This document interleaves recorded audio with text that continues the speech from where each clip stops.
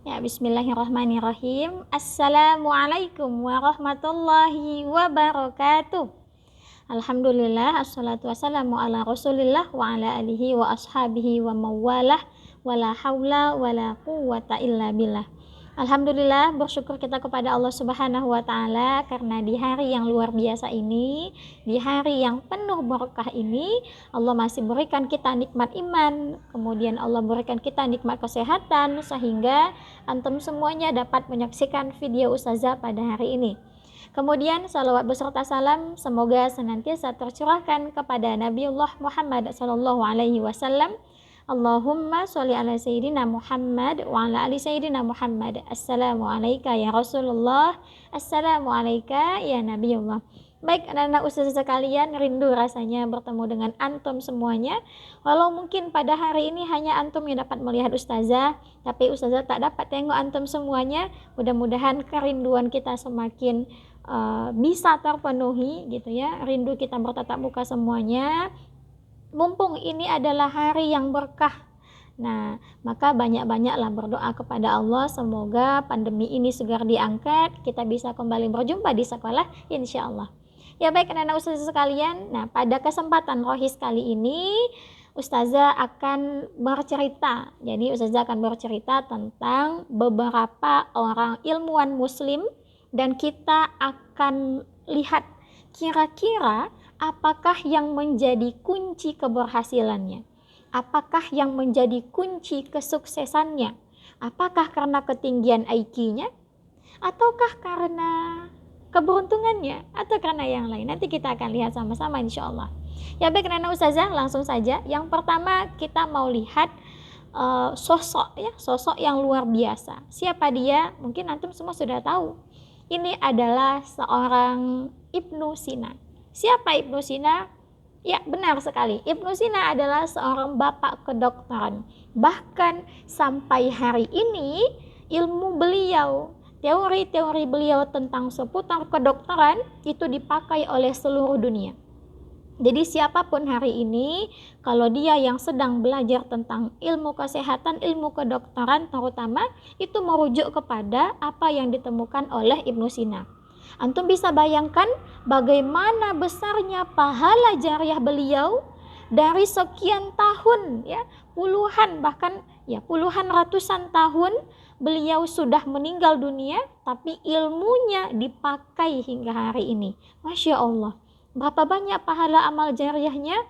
Wallahu a'lam, hanya Allah yang tahu bagaimana luar biasa kebermanfaatan ilmunya.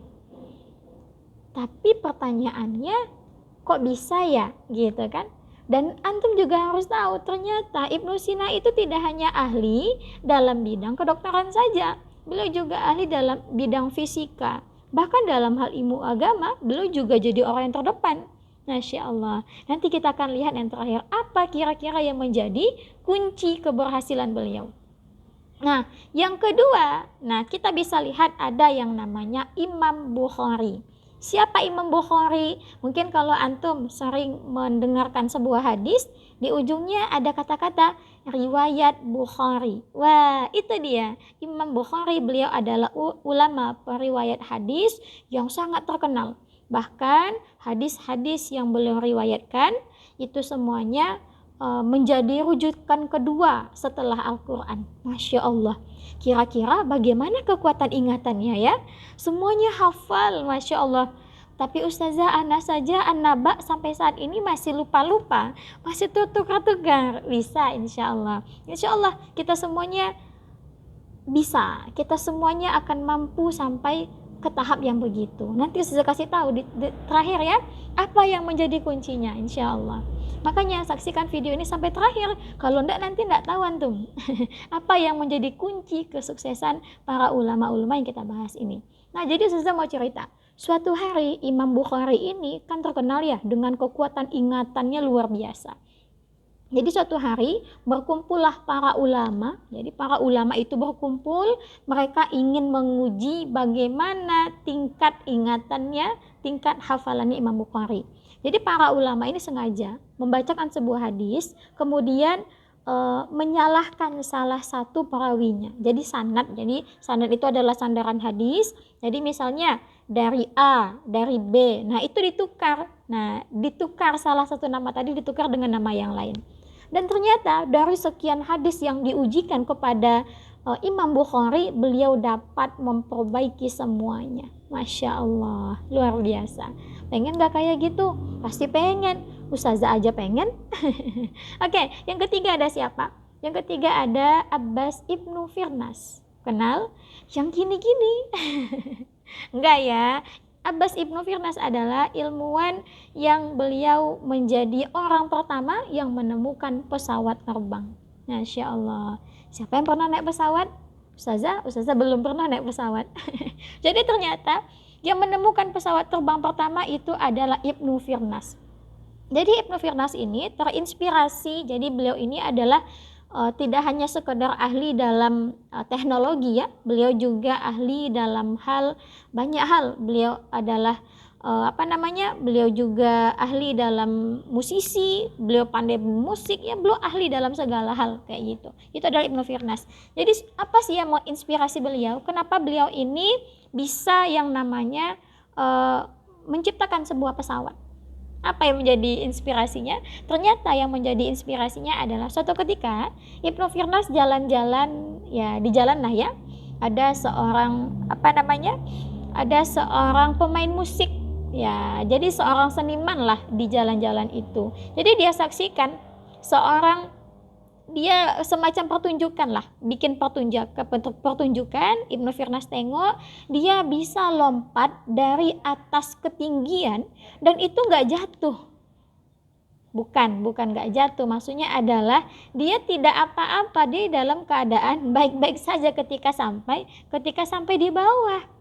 Lalu dari sanalah Ibnu Firnas itu terinspirasi. Wah, bagaimana kalau manusia itu bisa terbang? Nah, akhirnya karena belum memang ahli dalam berbagai bidang tadi, belum merumuskanlah sayap ya. Nah, mungkin anak-anak ustaz sudah tahu semuanya, merumuskan sayap sehingga dari penemuan pertama oleh Ibnu Firnas lah akhirnya dikembangkan oleh ilmuwan berikutnya sehingga jadilah pesawat hari ini. Masya Allah, hebat kan? Hebat sekali. Kira-kira apa yang menjadi rahasia mereka? Kenapa mereka bisa seberhasil itu? Kenapa mereka bisa seluar biasa itu? Kira-kira apakah kemampuan itu datang dari dirinya sendiri? Tentu tidak. Nah, anak-anak ustazah sekalian, satu hal yang mesti kita pahami bersama bahwa kemampuan kita hari ini, kecerdasan kita hari ini, kecepatan kita dalam menerima pelajaran atau kecepatan kita dalam menghafal hari ini, itu semuanya bukanlah dari kita, tetapi itu semuanya adalah pemberian Allah Subhanahu wa taala. Maka pertanyaannya, siapakah yang akan Allah beri? Maka Allah sudah menjawab dalam Al-Qur'an surah Ar-Ra'd ayat 11. Allah katakan apa? A'udzubillahi minasyaitonirrajim. Bismillahirrahmanirrahim. Innallaha la yughayyiru ma biqaumin hatta yughayyiru ma bi anfusihim. Allah katakan apa? Allah tidak akan mengubah keadaan suatu kaum sebelum mereka merubah apa-apa yang ada pada dirinya sendiri. Bayangkan, kalau kita hari ini dalam kondisi malas, ya apa yang akan Allah berikan kepada kita? Kita tidak ada usaha. Maka Allah akan berikan siapa yang mau berusaha. Jadi tugas kita ngapain? Tugas kita hanya berusaha saja. Ketika nanti Allah lihat kita sudah sungguh-sungguh, kita sudah meluruskan niat semata-mata karena Allah, maka nanti Allah akan berikan. Maka tidak heran bagaimana Imam Bukhari, bagaimana Ibnu Sina. Coba antum nanti silahkan dicari ya, berapa banyak guru-guru beliau, sampai sejauh mana beliau menuntut ilmu. Bahkan Imam Syafi'i rela nunggu di depan rumah Imam Malik demi untuk bisa belajar bertemu dengan Imam Malik. Bagaimana kita hari ini? Nah, maka yang menjadi kunci pertama keberhasilan mereka adalah mereka bersungguh-sungguh, dan yang paling penting adalah mereka semuanya meniatkan semuanya karena Allah Subhanahu wa taala. Mereka memahami dengan betul bahwa hakikatnya belajar itu adalah sebuah ibadah ibadah kepada Allah, maka datanglah dengan cara yang terbaik. Allah akan berikan pula ilmu yang terbaik kepada kita. Maka siapa yang Allah kehendaki, dialah yang mau berusaha. Mudah-mudahan kita semuanya tidak pernah putus asa, tidak pernah putus semangat, harus senantiasa semangatnya 100%. Dalam kondisi apapun, walau dalam kondisi pandemi. Tapi alhamdulillah hari ini, kalau pandemi pun masih ada media sosial. Kita masih punya internet. Para ulama dulu belajarnya bagaimana? Belajarnya jalan kaki. Kalaupun ada alat transportasi pakai unta. Kebayang antum? Unta tuh jalannya lenggak-lenggok. Kapan sampai? Lama. Nah begitu dulu para ulama itu. Sedemikian rupa sungguh-sungguhnya dalam menuntut ilmu. Maka apa yang menghalangi kita hari ini? Satu, yang menghalangi diri kita adalah malasnya kita. Maka sudah saatnya kita hilangkan segala penghalang itu. Kita harus pacu semangat agar apa? Agar ibadah yang dalam hal belajar ini Allah berkahi, Allah ridhoi, sehingga Allah perkenankan kita untuk memiliki ilmu-ilmu yang memang Allah berikan kepada kita. Termasuk salah satunya adalah kuatnya hafalan kita. Maka kalau cita-cita kita ingin menjadi hafiz-hafizah, namun kita enggan untuk menghafal, namun kita masih malas-malasan untuk murojaah, bisa kita menjadi hafiz-hafizah? Tentu tidak. Maka start from yourself. Mulai dari diri kita sendiri. Mulai dari diri antum. Kalau tidak, ya tidak bisa. Kan Allah katakan tadi kan, Allah tidak akan mengubah kita sebelum kita yang merubahnya. Nah mungkin hanya ini yang dapat Ustaz sampaikan. Mudah-mudahan ini menjadi energi baru bagi kita semuanya. Dan yang paling penting adalah luruskan niat kita karena Allah Subhanahu wa ta'ala, agar dia menjadi amal soleh, agar dia menjadi pahala di sisi Allah Subhanahu wa ta'ala. Mudah-mudahan anak-anak Ustaz sekalian belajarnya tetap semangat dan harus selalu semangat, terutama pelajaran Al-Quran. Banyak-banyaklah mengaji di rumah, karena mengaji itu akan lancar ketika kita memang sering membacanya, setiap hari membacanya. Nanti akan Allah berikan kemudahan-kemudahan, dan semoga Allah berikan kemudahan lisan dalam kita melafazkan ayat-ayat Allah, dan tidak hanya sekadar melafazkannya, kita juga belajar tentang maknanya sehingga berpengaruh kepada aktivitas kita. Semakin sadar kita bahwa kita adalah hamba Allah, tidak ada apa-apanya di mata Allah kecuali hanya tingkat ketakwaan kita saja. Demikian yang dapat Ustaz sampaikan. Mohon maaf apabila ada kesalahan. Sampai jumpa di rohis-rohis berikutnya. Jangan lupa tetap semangat.